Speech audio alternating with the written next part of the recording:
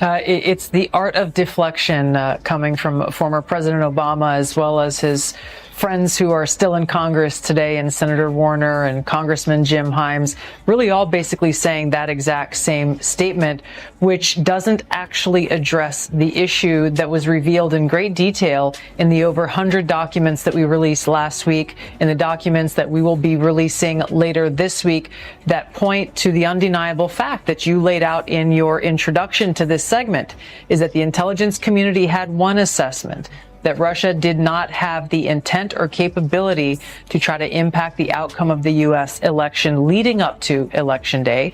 The story about this scumbag, and he is a scumbag pedophile, Jeffrey Epstein, he's dead now, but for 20 years, you had Obama and George W. Bush's Department of Justice go easy on this guy. They didn't fully investigate the case. They didn't show any curiosity about the case. And now Donald J. Trump is asking his Department of Justice to show full transparency. Barack Obama stepped back into the spotlight with that familiar smooth charm.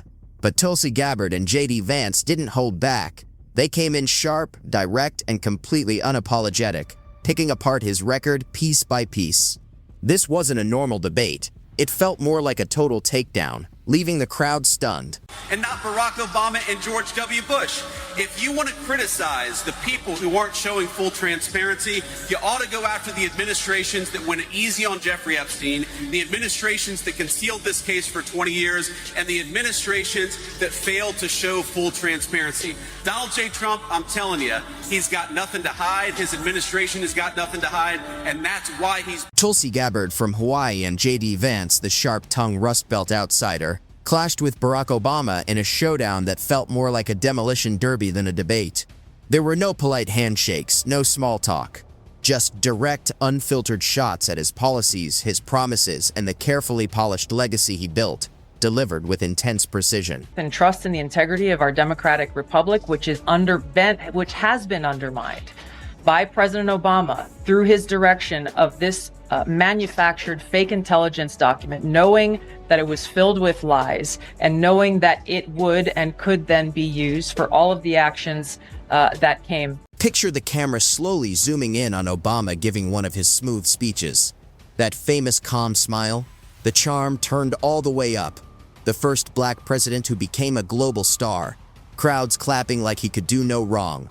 He passed the Affordable Care Act to expand health care. He helped steady the economy after the 2008 crash. He pushed plans to protect the planet. His foreign policy earned major praise. Awards, headlines, and news anchors celebrating him everywhere. Impressive, right? The vice president, who gave an interview to the Gateway Pundit and said as follows, SOT 15. I think the only thing the far left really responds to is power. The thing that they're actually going to be responsive to is the recognition that there are consequences on the other side. If they get off scot-free, if they're never investigated, if they're never prosecuted when they violated the law, then they're just going to come back and do the exact same thing again. And there are a few different ways, of course.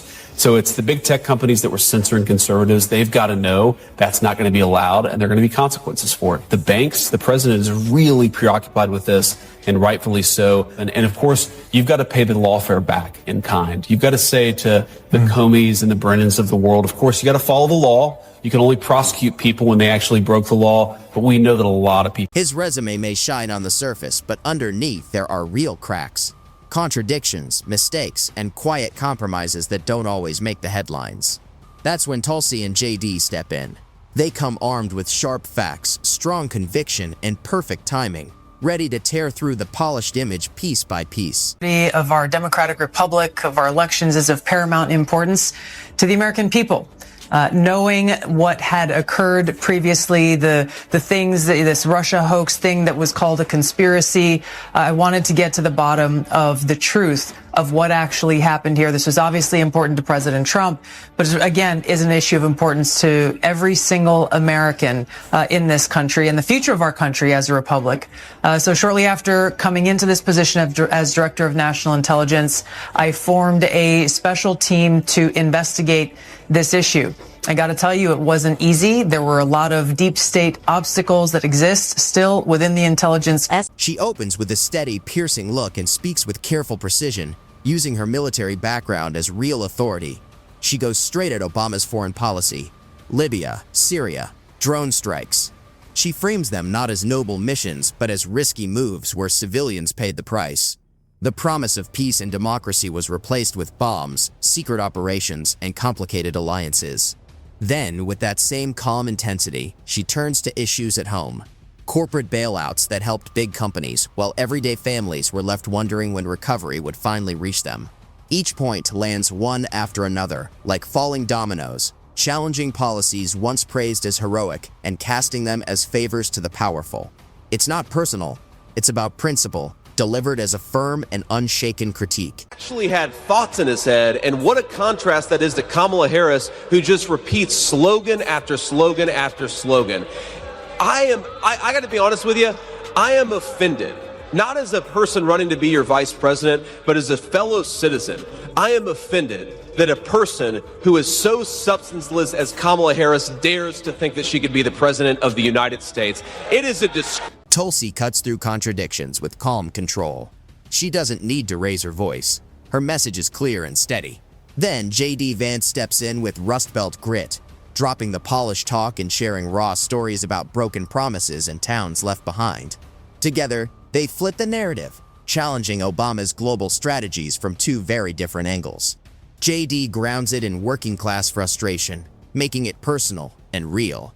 And slowly, the former president's polished image begins to show cracks, revealing a far more vulnerable figure under the harsh lights of the stage. Of this are frankly nothing short of historic. Over 100 documents that we released on Friday really detail and provide evidence of how this treasonous conspiracy was directed by President Obama just weeks before he was due to leave office, after President Trump had already gotten elected. This is not a Democrat or Republican issue. This is an issue that is so serious it should concern every single American, because it has to do with the integrity of our... Tulsi and JD don't just criticize, they put on a show. They mix dry humor with grounded sarcasm in a way that feels sharp and surprisingly funny. Tulsi delivers calm, principled jabs, while JD adds smirking stories that land with bite, turning Obama's polished image into a series of clear contradictions. Is like watching someone roast your favorite movie. It stings, it makes you laugh, and you still can't look away. There are no cheap tricks or loud theatrics, just sharp timing, subtle irony, and clever humor that make the whole takedown feel real, natural, and deeply satisfying. What I gotta say, and shocker, newsflash here, I've defended Kamala Harris once, I'm about to defend Barack Obama once.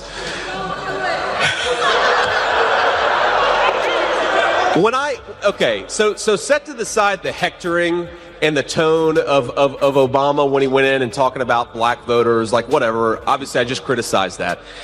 You know what I was watching him talk? You know what I thought to myself is, agree or disagree, and obviously I disagreed with about 99% of what he did when he was in office. He had substance, and Kamala... Tulsi and JD deliver more than criticism. They create a showdown you can't ignore. They expose cracks in Obama's polished legacy with style, sharp wit, and real grit.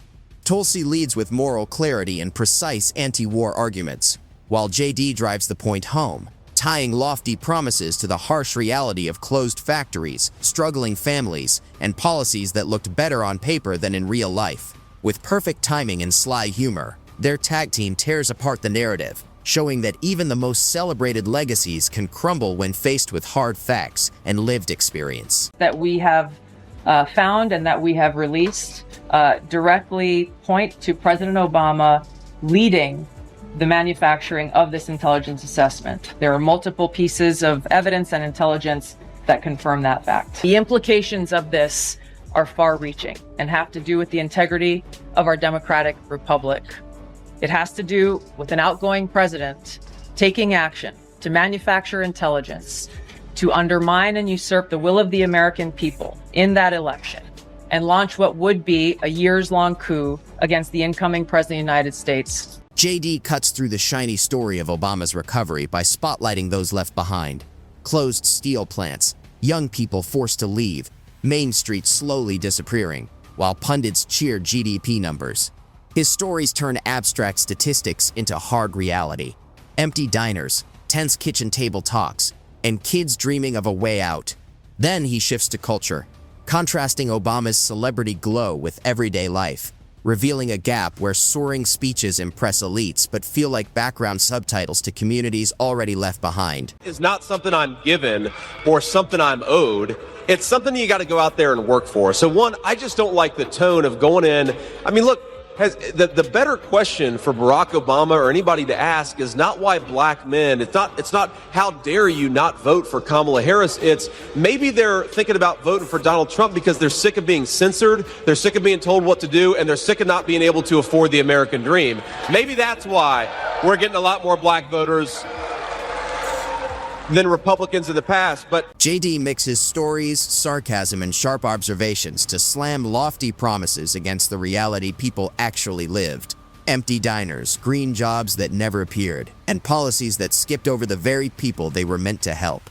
His humor hits hard, making the audience laugh at the absurdity before wincing at the truth. Paired with Tulsi's precise dismantling of foreign policy contradictions, JD's grounded domestic storytelling lands as a perfect 1-2 punch. She tears apart the global image. He tears apart the American one. Together, their contrast isn't just debate. It's a cinematic unraveling of Obama's carefully polished legacy. Obama then directed Obama's DNI James Clapper to lead the effort to create this new intelligence community assessment that detailed not if, but how Moscow attempted to influence the outcome of the U.S. election. So this is the thing that I think people should pay attention to, is neither the message from President Obama's office, neither the statements coming from Democrats in Congress today and their friends in the propaganda media. None of them are addressing this fact that there was a shift, a 180-degree shift from the intelligence community's assessment leading up to the election to the one that President Obama directed be produced after Donald Trump. Tulsi exposes the gap between Obama's words and actions abroad, while JD lays bare the clash between soaring speeches and everyday struggles at home, principle versus pragmatism, global ideals versus domestic reality. Their tag team flips the chessboard, scattering the carefully managed pieces of Obama's legacy. Cracks in the polished image are impossible to ignore, and the fallout sparks a spectacle. Pundits scrambling, analysts tweeting, and social media exploding with cheers and mockery. Obama has faced critics before, but never a dual assault like this, where moral precision meets gritty storytelling, leaving his legacy rattled and the audience riveted. Senator Vance, in Pittsburgh on Thursday, former President Barack Obama admonished black men for being hesitant about voting for Kamala Harris. I was wondering if you could contrast your approach to hesitant voters and how you tried to earn them over. You know, first of all, I don't believe, whether you agree with me or disagree with me, whether you agree with Donald Trump or disagree with him, I don't believe in hectoring voters. I believe in... Tulsi and JD don't just point out flaws, they reveal patterns. Tulsi shows how lofty moral claims often hide contradictory actions abroad, while JD highlights how big promises fall apart for towns and families left behind at home. Ethics meet real stories, and principles meet lived experience. Together, their critiques break Obama's legacy into sharp, undeniable truths. Their mix of irony, sarcasm, and humor keeps the takedown gripping instead of preachy, leaving the audience captivated by a rare combination of moral clarity and real-world storytelling, colliding to dismantle a carefully polished image. A 78-year-old billionaire who has not stopped whining about his problems since he rode down his golden escalator 9 years ago. It has been a constant stream of gripes and grievances. That was Obama. Nah, I'm just kidding. You know I've got to talk about Trump. Obama was this brilliant lawyer. He was so smooth. Though I am a little hurt that he's not here tonight. We had so much fun the last time. He was so measured. And it is surprising. You got a room full of reporters, celebrities, cameras, and he says no. And the way he would talk about things was so statesman. The intensity of the showdown never feels heavy. Tulsi's dry, moral clarity blends seamlessly with JD's sarcastic Rust Belt humor, landing with wit that makes the audience laugh, wince, and nod along. Their sharp yet playful critique turns complex contradictions into something real, showing that even untouchable narratives can be challenged. By the end, viewers are entertained, unsettled, and energized, imagining what might happen if more insiders stepped up. The true spectacle isn't just in the punches they land. It's the storytelling, the interplay, and the rare collision of principle with lived experience. Obama has faced critics before, but nothing had prepared him, or the audience, for this cinematic takedown.